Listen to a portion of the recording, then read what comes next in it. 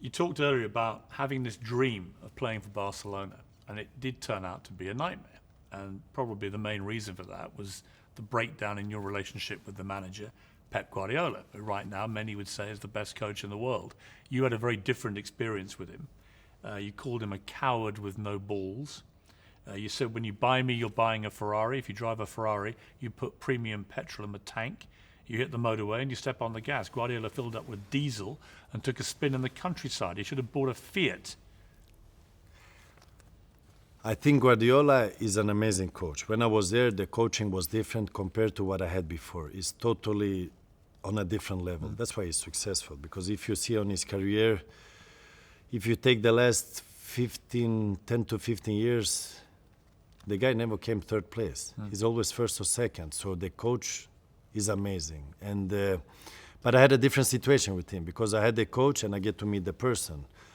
And it became a problem I was not aware of because I solved my problems. I look in the eyes, doesn't mean I have to like you or dislike you. We will solve it. And it takes 1 second to solve it.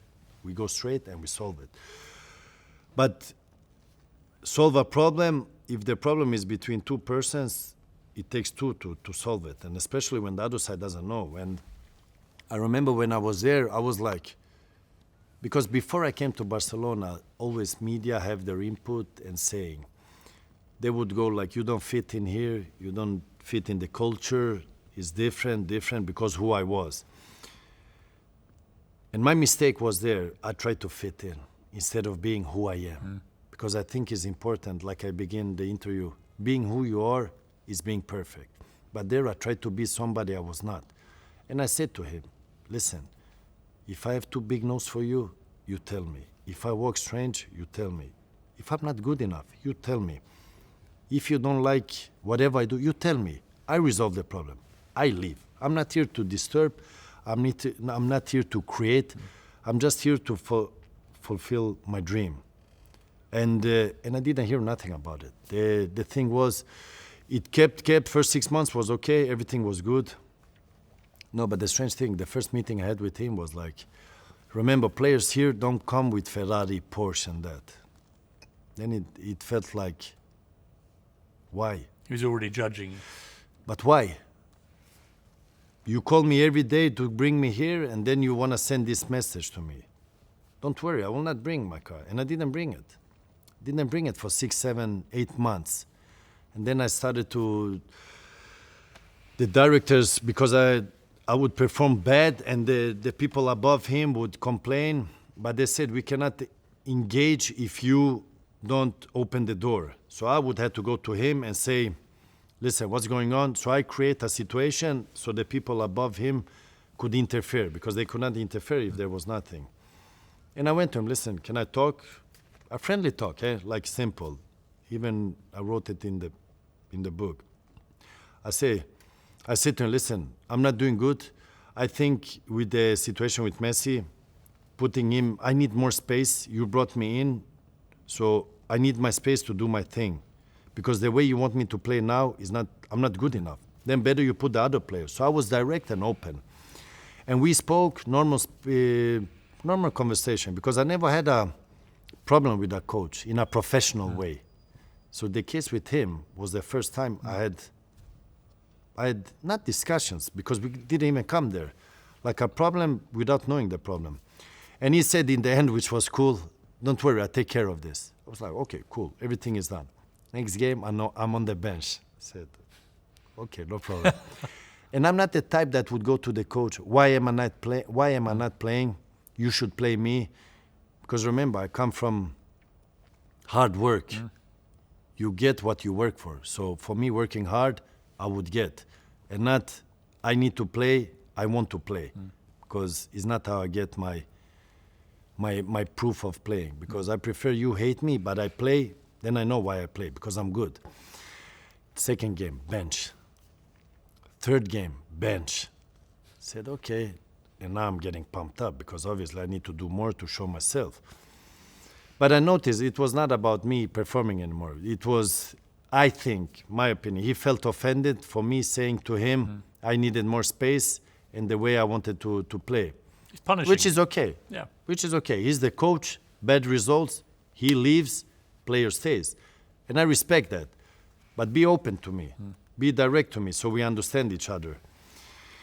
Fourth game, bench, and then I started to make noise because it's not okay for me anymore. Now I'm on the bench, and I'm on the bench because of a situation I created, not by my own, by my own choice, because of the people above him, because for them I was a big investment. And the fourth game I bring my Ferrari, and I bring the Enzo Ferrari, and I knew it will create another situation. So I parked the car in front of his office. So you with me, I with you. That was my motto. You parked it in front of his office. In front of his office. I said, you want to play with fire, I will bring you fire, but I will burn you. But obviously he's the coach, because what punish most the player if he doesn't play, because obviously you want to play. But the boss is the coach. But in that moment, I understood this will not be okay, because there is How something. did he react to you parking your Ferrari outside? He would not say nothing to me, because he would avoid me. But then they came The strange thing is, I would go in the breakfast. We have a breakfast area where both of us would come. I go in, he would go up and go out of the room. On the field, he would never connect with me like this, because you can connect by passing each other, then you start to talk without looking for it, because I can pass you on the street. Oh, what's up, Piers? Everything okay? You understand. So we would go against each other. He would take a whole round and go around me. And then I noticed something was more than just the player, because it was too strange. Is that why you used the phrase coward with no balls? Yeah, because he would not confront his whatever problem he had. And he would use his right guy to resolve his problem. And probably he would say, now I don't talk about it, and is him still have it in the head, him still talking about it when this will come out. But you give me the question and I answer your question. So it's not me still think about it, it's me only answering. It came to a head as a dressing room incident after Barca lost to Inter. And it's alleged that you threw a training kit box across the room at Guardiola. Is that true? Versus him, yeah. Did you hit him? No, he didn't hit. How did he react? But was a message? No, he stepped out of the locker room. He will not confront me. He will not confront me. Like I see him, because I follow football, I see him in the press conferences now and that, saying his thing. This didn't happen here. So maybe become bigger man now. Have you spoken to him since you left? No. We met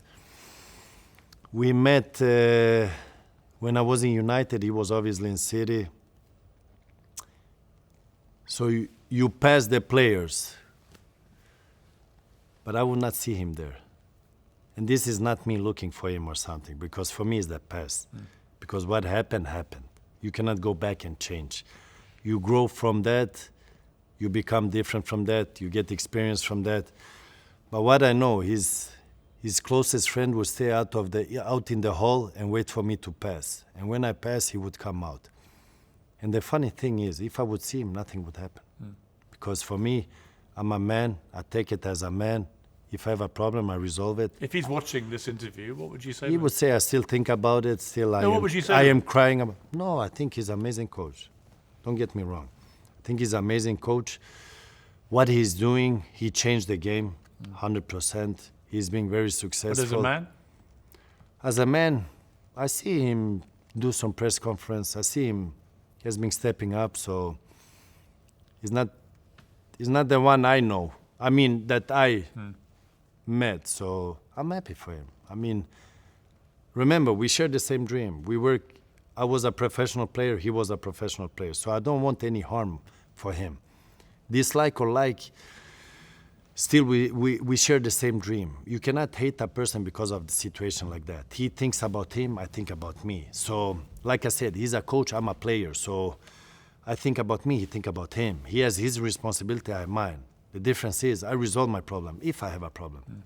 So if he would say to me, listen, your nose is too big. Listen, it's the last time we meet. You're not happy? I go. I resolve it. But I didn't know. That's still until today, I don't know what the problem was.